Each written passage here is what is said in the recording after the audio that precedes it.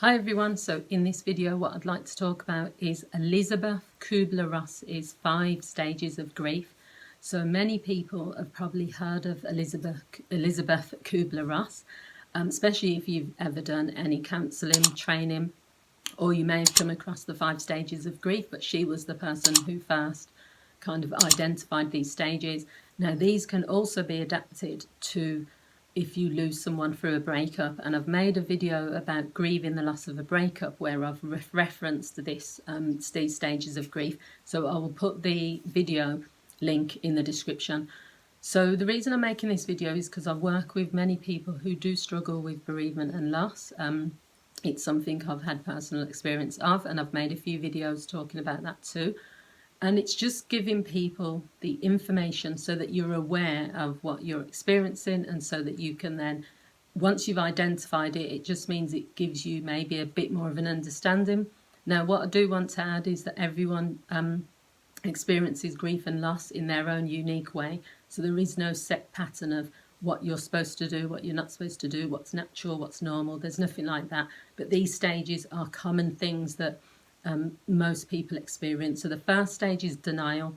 So this is when you're in shock once you've heard that someone has passed away, or even if you were aware because they were maybe had a long-term illness or something like that, you knew their life was coming to an end, but it's that feeling that they've gone, but you were in denial. So some people will say, no, that's not true, especially if they hear it on the phone, they won't believe it. Some people will go into shock. Some people will just be in complete denial. They'll just keep saying it's not true. They'll actually convince themselves that that person maybe is still alive, or that it's just a lie. Now, for people who are in this stage, it can last for quite a while, or it can just be where eventually they get to the funeral and then their denial goes, or if they have to go and view the body or something like that. It's very hard to tell how long someone remains in any of these stages. I know for myself that I've always, the 2 bereavements I've had, which have been my dad and my sister, I do feel I went into shock about my sister because she took her own life, and the way that I found out was on the phone, and I didn't believe it, so I just kept phoning everyone and stuff. With my dad, he was ill, and I was preparing myself, so I was not in denial. I knew that had happened. It is a very difficult stage, but that is the first stage of grief that lots of people experience. The second one is anger. Now, the anger comes from just frustration, irritation. It can be anything. It can be anger about the person. So you might have someone who, if they have taken their own life, you could be angry with them. If they've died through addiction or something they could have possibly helped, you might be angry there. You might be angry with yourself because you haven't had enough time to say goodbye or to spend with that person, or because there's something you feel you could have done. You would just be frustrated maybe with. Sometimes the anger comes from having the news, and then if you're the only person in the family who may have to do all the arrangements, you might think, oh, what does this mean for me? I have to take time off work. My life was going really well and this has disrupted it. And that's not a selfish thing. Lots of the clients I speak to feel that they're being selfish when they feel like that, but that's the reality. This is when a loss happens or a death, it comes out of the blue, and it's also not in your control. It's not predictable. So obviously it's going to disrupt your life, and you can feel like that. You have the right to feel like that. However, it still means you would need to take action after. The third stage is bargaining. Bargaining is where you are, for many people, if they're religious, they might be bargaining with God to say, if someone is ill, this might happen. So they might say, God, please make this person get better, and I promise I will never do this again. Or bargaining can come in the form of, I don't want to experience any more losses like this. Please, God, make sure I don't lose anyone else. Or just whatever it takes, really. The fourth one is depression. Just this feeling of helplessness, overwhelming loss and sadness, which can then lead into depression. Now, with any of these stages, it is important that you identify what stage you're at. You identify the emotions, you feel the emotions, but then you also try to seek help. If you stay in a stage of, hopelessness and sadness, and you're crying for days on end, months on end, weeks on end, it's not going to change the situation, but it's the impact it will have on you. So for many people, it is about recognizing that this has gone beyond me just grieving now. This has gone beyond me just feeling sad. I'm actually depressed. I'm not eating properly. I'm not sleeping properly. I'm you know, not going out of the house. This is more, I need some help with this.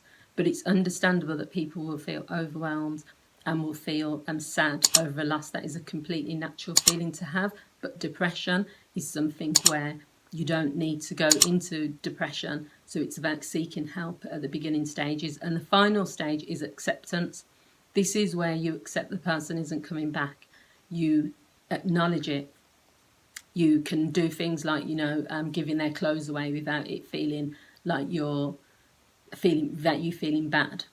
You can start to date again without you feeling guilty. You can move on in your life. You know, maybe you've said, I can't leave this house because this is the house where all the memories are with this person. But one day you wake up and you think, you know, I will move house.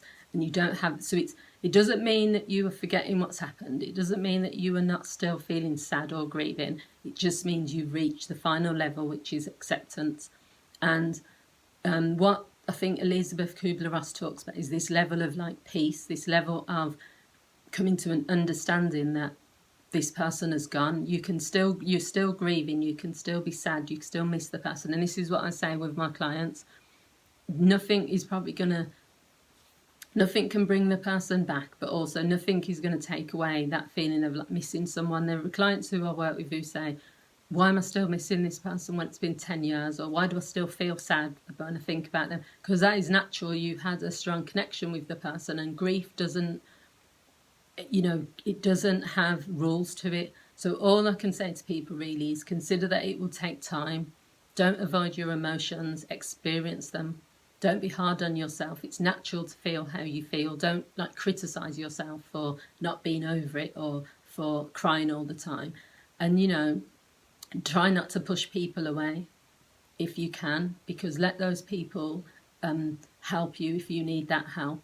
But also don't ever feel bad about your emotions. There are people I've worked with where they've said, I don't want to go to pieces at work, or I don't want to just start crying all the time, or I don't want to be triggered by this thing. But, you know, you can't help how you feel. If you're having a day where you miss that person and you start to feel emotional, take some time, explain to maybe your boss that you just need a bit of time, or go into the bathroom at work, give yourself a bit of a pep talk. Or if it means that you cry in front of your colleagues, just say to them, do you know what, I'm having a bad day and I'm missing my partner, or I'm missing the person I've lost. They'll understand, but it's not about them, it's about you.